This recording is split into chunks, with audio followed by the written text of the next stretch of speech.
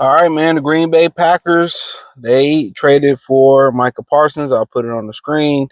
Kenny Clark, I think is the official trade. 2 first-round picks with essentially most people at this point believe it's going to be basically two second-round picks. They paid him $47 million a year. I think it was a record money, guaranteed money for a non-quarterback. I think it was the overall deal was 188. And I think 140 million, whatever. I put it all on the screen. Yeah, they won the division in my opinion. But this one, there was rumors that they would trade. They was gonna trade for Micah Parsons, and Jerry was like, "I ain't trade nobody." Then, like an hour or two before this happened, seeing the Cowboys was willing to deal, and here you have it. I mean, I think they won the division. Me personally, me personally, I know some other people I talked to, they didn't like the offseason that the Lions had. I understood it because they got to pay Hutch now 47, 48 million, depending on the season he have. But I don't think Lions fans are confident this year. I think it's a recipe for a disaster. I'm not saying it will be. I don't make predictions. But what Green Bay just did, because it was a lot of, and I'm gonna say some things about that. Just give me a minute. But what Green Bay just did, I mean, I feel like it put them over the top. I don't think they are succeeding Philly, but it's Green Bay, and the NFC is Philly and Green Bay, and it's a space between everybody else. And that's my opinion. I just feel that the Lions, the coordinator changes. It's a countdown until Hutch or Davenport or Reader or Tyleek Williams go down. So we know one of them one or multiple gonna go down.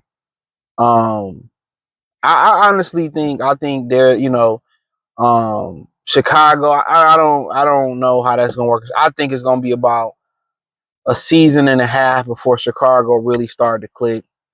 Minnesota, good football team. Whatever quarterback they put in there, it does tend to work. But we'll see what happened with JJ and them. But honestly, I think it's like Philadelphia, um, Green Bay, and then literally everybody else. That's just how I feel.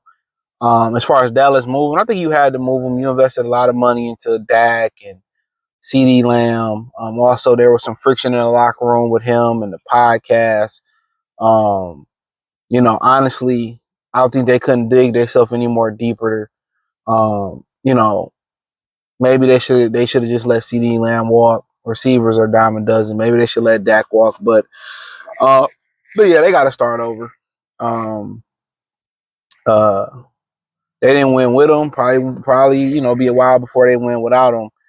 But the thing about this deal, they traded Kenny Clark, which will really, I don't know, they depth or they roster, but Kenny Clark was a really good run defender. He was a 3-time Pro Bowler. I think that may hurt. I don't know what they've done, but in past years, they've had Clay Matthews, Preston Smith, Zendarius Smith, I believe. They've had great pass rushers before. And you might be like, okay, what's the glimmer of hope for the Green Bay Packers? The glimmer of, what chance do you really have? So you play Philly. The problem, with Philly is I believe they got the best defensive player in football in Jalen Carter. I just think they have the best defensive football player. They have the best running back in Saquon Barkley, but Jalen Carter controls the line of scrimmage, right? The thing about Micah Parsons, and people, you can run at him. The Packers got less physical with Micah Parsons in a division where it's physicality because you got to go outside to Chicago twice. At least once.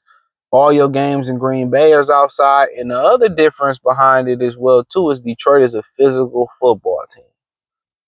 So that also becomes, the talk of the town there because you can run at them, you can be physical with them, and you losing Kenny Clark, you lose a lot into that interior of the defense. But for the Lions, they got a new nucleus. At one point it was just okay, you get rid of you was good. You was Mahogany, Ragnar, Glasgow. Ragnar leaves, you slide, Glasgow. So that's kind of a new addition. Mahogany, and then you add who the other guard? Oh, you add this rookie Tate Ratledge. So now, it's gonna be some issues there, but in reality, at some point the Lions should be okay in the middle of that offensive line. But if you're gonna beat the Green Bay Packers, you're gonna run the ball. And that's one of my biggest concerns coming into this season for the Lions is John Morton being the passing game coordinator, highlighting David Shaw being his passing game coordinater. We just gonna keep the old Lions run. No, motherfucker, no. You're supposed to be a full-fledged offensive coordinator, not a passing guy. And that's what scares me the most about the Lions. It is not the fact that Ben Johnson took the playbook with him. John Morton had an integral part in building that playbook, and a lot of people did, right? My issue was he just had too much passing. That was my problem with Ben Johnson. He passed the ball too much. Run the fucking football. And if you're going to beat Green Bay, you're going to run the football.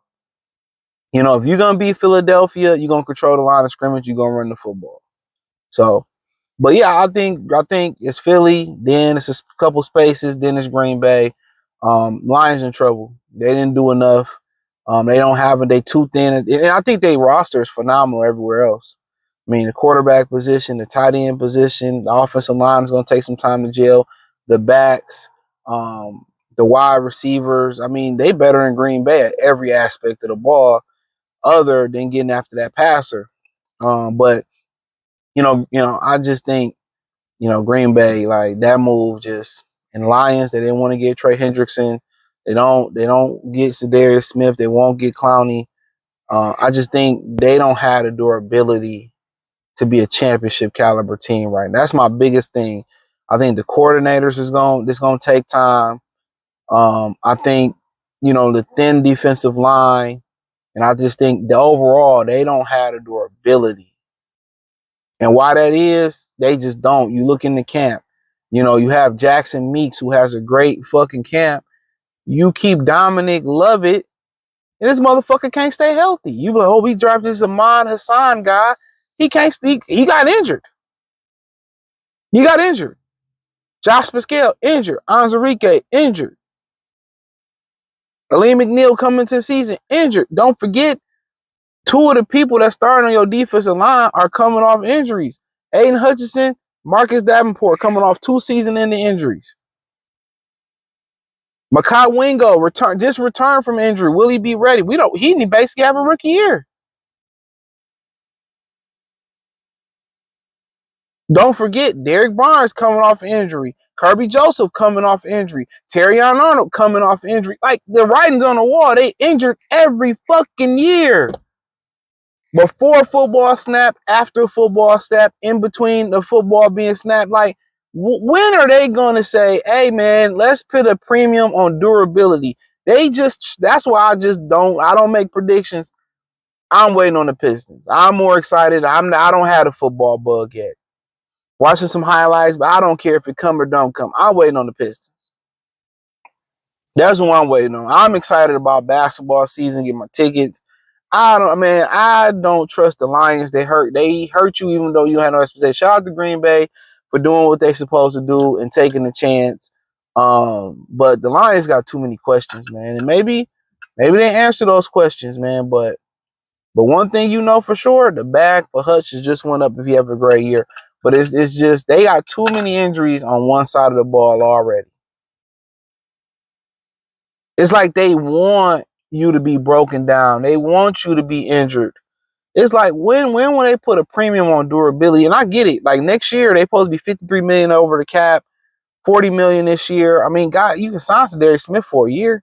You can sign Jadeveon Clowney for a year, and you can create some type of padding there, some type of depth with Clowney and Zadarius Smith. You got Preston Smith that's still out there. You can create some type of padding. They don't have anything. Pascal, when he come back, he can't get the quarterback. Davenport, he just seemed a little bit like, man, this is probably my last ride. If I get injured again, I'm retired. That's what it kind of feel from him. You know what I'm saying? But we'll see, man. We'll see, man. But um, this is why I don't trust to pay $300-400 for a line ticket. I think it's disrespectful for you to be as bad as you've been for as long as you've been.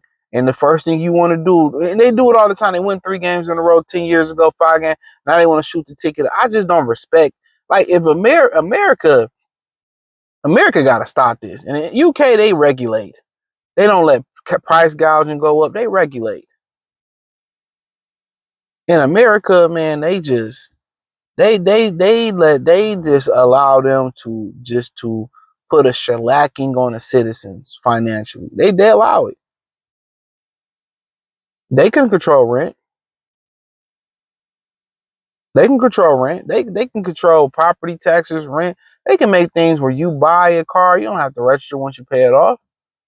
They can make it where you buy a house, you don't have to pay property taxes. It's crazy, man. But hey, shout out to Detroit Lions Talk playlist, NFC North playlist. Shout out to the Packers. Follow me on X, Instagram, Spotify, Anchor, Cash App, Venmo, PayPal. Check out everything else. Peace.